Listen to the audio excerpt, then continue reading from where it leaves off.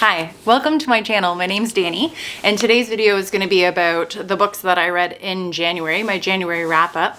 And I did pretty well in January. I started out in a book slump really hard, and I don't think I read like the first 2 weeks. I'm pretty sure I didn't read the first 2 weeks of January. And then the first book I picked up was a sequel to a book that I gave 5 stars, so I thought that would be a good one to start into. And that was Where the Library Hides. It's a sequel in The Secret of the Nile by Isabel Ibanez. And this is a historical fantasy set in Egypt. It's an adventure, and it has rivals to lovers. And it is about Inez, and Inez's mom and dad have, she gets word that they've passed away. And now her parents are archaeologists, and they like go all around the world, and she has grown up not really seeing them, living with her aunt. And this takes back place, I think in 1885 or something like that. So women do not have much rights. So she's been told that her parents have passed away, she's inherited this fortune, but she really doesn't have access to this fortune because women don't have rights. So you don't get your money until you marry, and then your husband has control over your fortune. So she is like, no, I'm not accepting this. So she decides to run away to Cairo. So she jumps on a ship and goes to Cairo and meets her guardian there. And her guardian's like, no, jump back on that ship, go back home. So she is, it's kind of funny that she is eluding this bodyguard that her guardian has put on her. And she's just trying to like get away from him as much as possible. Now, her father has given her this ring before he passed away, and this ring is magical. And it leads her down a dangerous path to find out what actually really happened to her parents.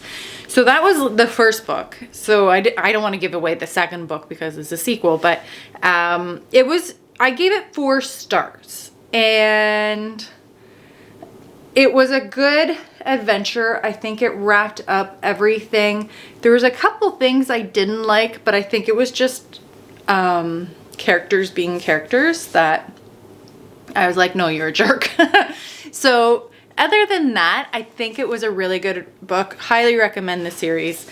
And that was Where the Library Hides. So the next book was The 3 Lives of Kate Kay by Kate Fagan.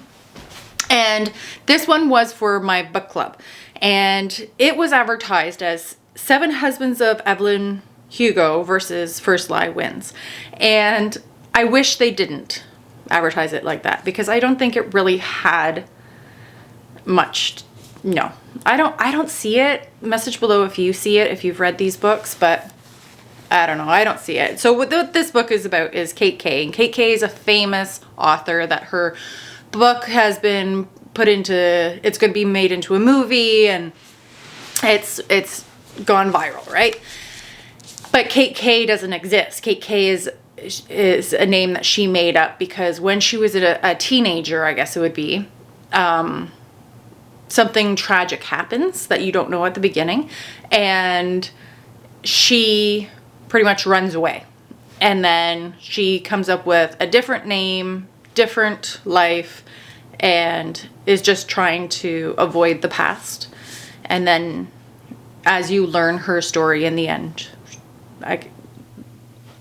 she has to confront her past. I don't want to give too much away. I gave this one 3 stars. It was an okay read. I felt like I never really got into the characters. I didn't really feel for them. It was just a story being told. So the next book I wrote, well, that'd be cool. The next book I read was The Stolen Queen. I gave this one 5 stars, and it's by Fiona Davis. And this one, you're following 2 characters. So you're following Charlotte Cross in 1936. She, once again, women don't really have much rights, but she's on this archaeological dig in Egypt, once again. And tragedy happens. And then you go to 1978 and you meet Annie Jenkins. And Annie Jenkins is living with her mom, and she's just trying to help them survive, like try to put food on the table and keep the lights on, right? So Annie gets this job. It's like the dream job to be assistant to the fashion editor for Vogue, and they're doing the Met Gala. Now, Charlotte, from the beginning, she works at the museum as a curator for Egyptian art. And then there's this big Met Gala. And then at the Met Gala, it's not a spoiler because it says it in the synopsis, is one of the pieces of the Egyptian art, like the most expensive Egyptian art there, gets stolen. So these two have to team up and they have to find out what happened, and there's signs of an Egyptian curse awakening. So they need to see if this actually happened. So they team up, and Charlotte needs to confront her demons of her past. So I gave this 5 stars. I really liked it. I really felt for the characters. I believe I even cried at this book. So that was that one, 5 stars. Highly recommend it. The next one was The Good Left Undone by Adriana Trigiani. And I gave this one a 4 star. And this one transports you. So this one is about Matilda. And Matilda is in her 80s, I think it is. And she is on her last days of her life. And she decides that she wants to tell her family stories to her granddaughter so that these stories can live on.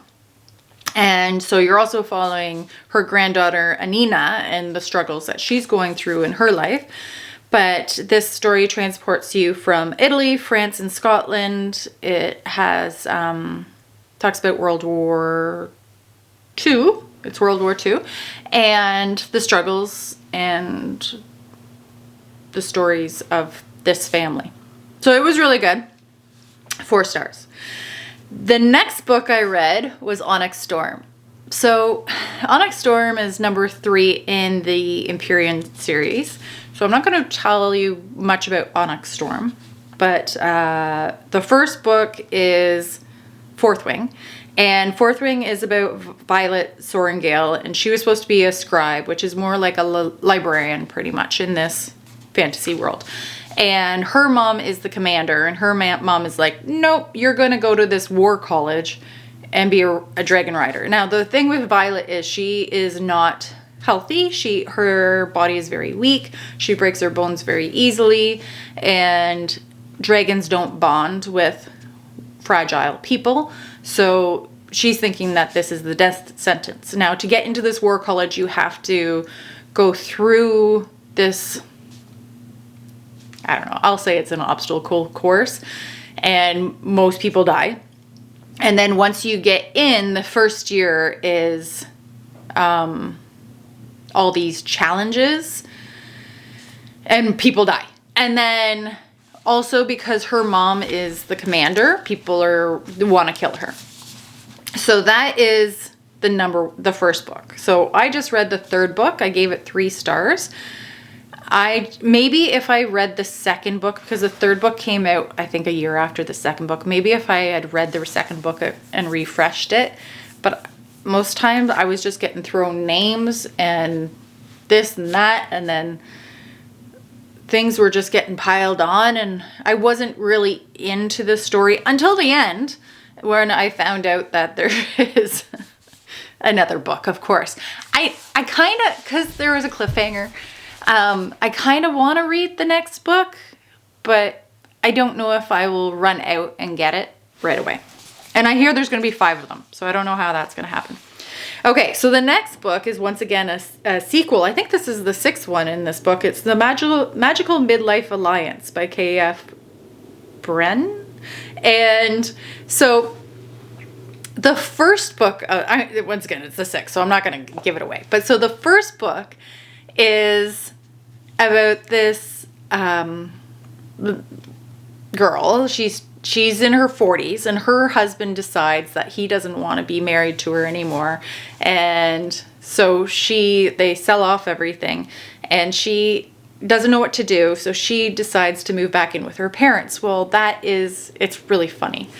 And that is not a comfortable situation. So her friend says, hey, do you remember going to this house when we were little? and you love this house. My aunt needs a caretaker for it.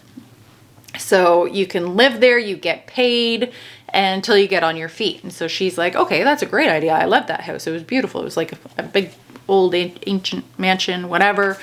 And so she goes, and then there's the butler is very interesting fellow, and he's wearing a cape. And then there's also a groundskeeper that is quite funny. And then it just evolves into that this is a magical house. It's really funny. I don't want to give it away, but obviously, if I'm up on the 6th book, it is a really funny story. I've laughed out loud at every book, and I think I've given every book 4 or 5 stars. So this book I gave 4 stars, and I read them on Audible. I have them on Audible, and I've read the first 3 or something multiple times, and then I realized that there was more books, so now I'm trying to catch up. But I highly recommend that one. So that's it. So those are the books that I have read in January. I got out of my book slump, and current book I'm reading is Lucy Score, No More Secrets. I'm not a big romance reader. It's not my thing, but I find Lucy Score is not an easy read. It's a fun read. I like how she writes her characters, and you just kind of like get into the story right away. The pages fly by. I just found Lucy Score in the summer because we went down to a bookstore in Enola, Pennsylvania, and I guess Lucy Score lives by there, and she does book signings and stuff. And my friend that I went down with, she was like, oh my God, you haven't read Lucy Score? Pick him up. So the first book I read was The Bodies in the Backyard. That was a really good book, and now I just pick up once in a while. This is on Kindle Unlimited. So that one is going well. I'm 78% into it. I'll probably finish it today. But yeah, that's it. So thank you for watching my video on the books that I've read in January, and I hope you had a great January read, and I will see you next month.